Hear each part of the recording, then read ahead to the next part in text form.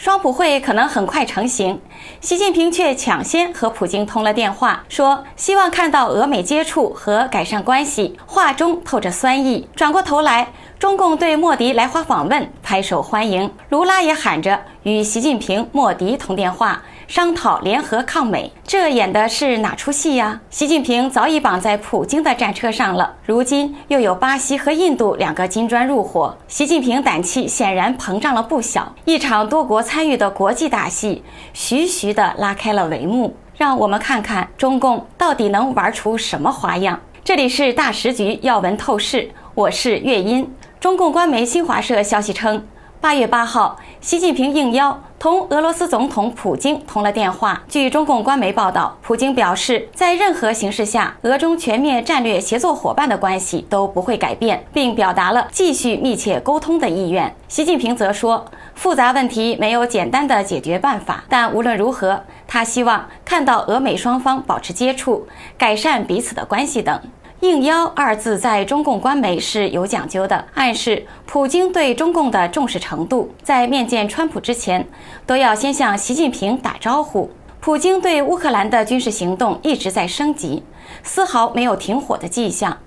这让热爱和平和珍视生命的川普非常恼火。《华尔街日报》8月8号报道，美俄经过几个月的斡旋，川普和普京最快可能在下周会面，希望可以达成一项和平协议，但他们仍存在分歧。为了让普京妥协，川普宣布将对购买俄罗斯能源的国家实施制裁。印度是俄罗斯石油的大客户，被美国加征了50%的关税。在川普设定的8月8号最后期限前，俄罗斯油气的另一个主要购买国中国也可能会面临关税上调。然而，俄乌战争停不停火，还要看普京的态度。川普在谈到这个问题的时候说，我们等着看普京会怎么说，那将取决于他。美国白宫新闻秘书莱维特说，白宫正在设法安排与普京的会晤，希望是一场乌克兰总统泽连斯基在内的3方会谈。他说，川普总统希望与普京总统和泽连斯基总统会晤，因为他希望这场残酷的战争结束。普京却说，现在还不具备3方会谈的条件。白宫说，普京不必同意与泽连斯基会面，川普与普京可以照常会见。川普上个月宣布，他将给普京50天时间与乌克兰达成停火，后来又将最后期限缩短到了周5。如果做不到这一点，美国将制裁俄罗斯的一些主要的能源客户。这一策略的目的在于切断莫斯科方面战争行动的剩余主要收入来源。南卡罗来纳州共和党参议员格雷厄姆说，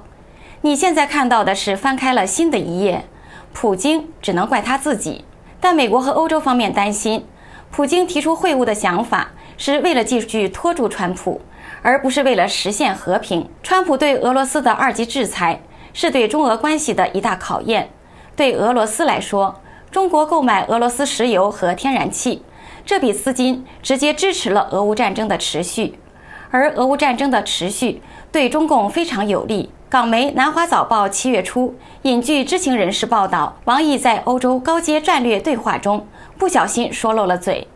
中共不希望俄罗斯战败，那样的话，美国就会把注意力转向北京。其实对中共来说，最好的结果是让普京处在不输不赢的状态。俄乌战争就这样一直拖下去，中共也可以一直从中渔利。但是普京也不是省油的灯，明知习近平心里的算计，但自己深陷战争泥潭，抽不出身来，自己也确实需要中共的工业援助和资金支持。北约秘书长吕特指出，如果中共攻打台湾，习近平必定会致电普京，要求俄国攻击北约国家，开辟第2条战线。普京会不会这么做呢？他很可能成为背后捅刀的那个人，不但拒绝出兵北约，隔岸观火，做聪明的猴子，甚至趁乱扩张在东北亚势力，南有台海战争，北有俄罗斯大军压境，这恐怕是习近平最大的梦霾。所以中俄关系就是同床异梦，就像是走钢丝。目前俄罗斯是中共对抗美国的重要筹码，所以中共希望俄罗斯具有和西方对抗的力量，但不希望俄罗斯再度强大起来。俄罗斯对扩张土地具有难以遏制的冲动，俄罗斯一旦强大起来，扩张的目标可能就是中国。目前不只是美俄、俄乌的3国演绎，而是加进了中国、印度和巴西的多国演绎。川普政府为了制裁俄罗斯，对俄罗斯石油大客户印度加征了50%的关税。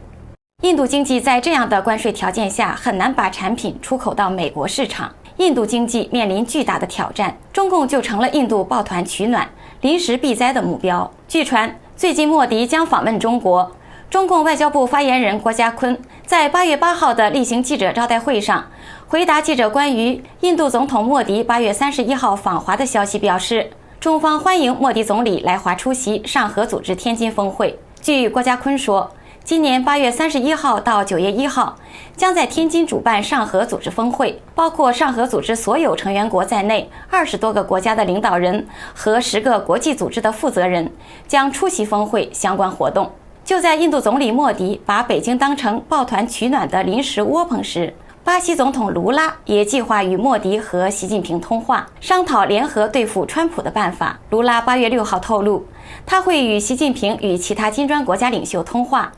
美国对巴西课征50%关税，卢拉心中不忿，向 WTO 提出磋商请求。卢拉也承认，作为一个拉美国家，有什么本钱和川普讨价还价呢？完全没有。但他自认为自己是天生的谈判高手，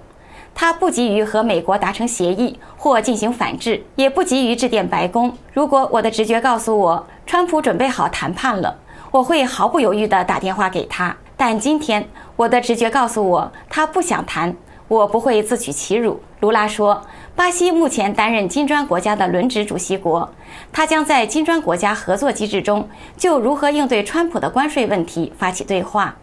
计划先与印度方面通话，之后与中国以及其他国家等方面通话。我将尝试与他们讨论各国在当前形势下的状况，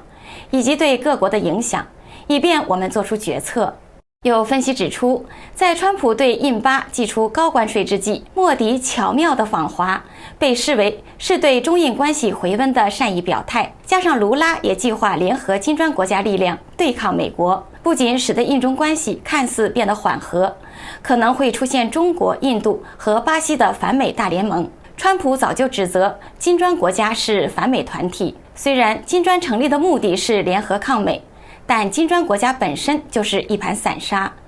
这些国家各有各的利益追求，很难协调一致。美国智库史汀生中心中国项目主任孙运认为，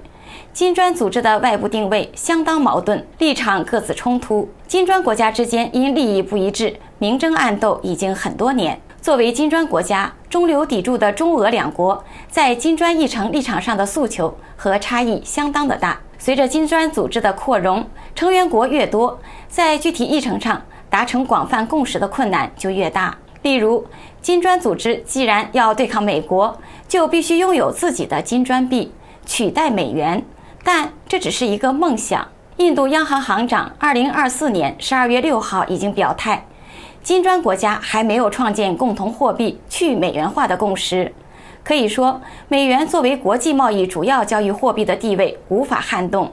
金砖币的出台遥遥无期。金砖国家中最大的经济体就是中共，是去美元化叫声最高的存在，希望用人民币取代美元。不过，中共却是对美元依赖度最高的国家，其人民币的发行也是靠美元存底作为锚底的。离开了美元，人民币就是一张废纸。虽然人民币在国际贸易中的使用量有所增加，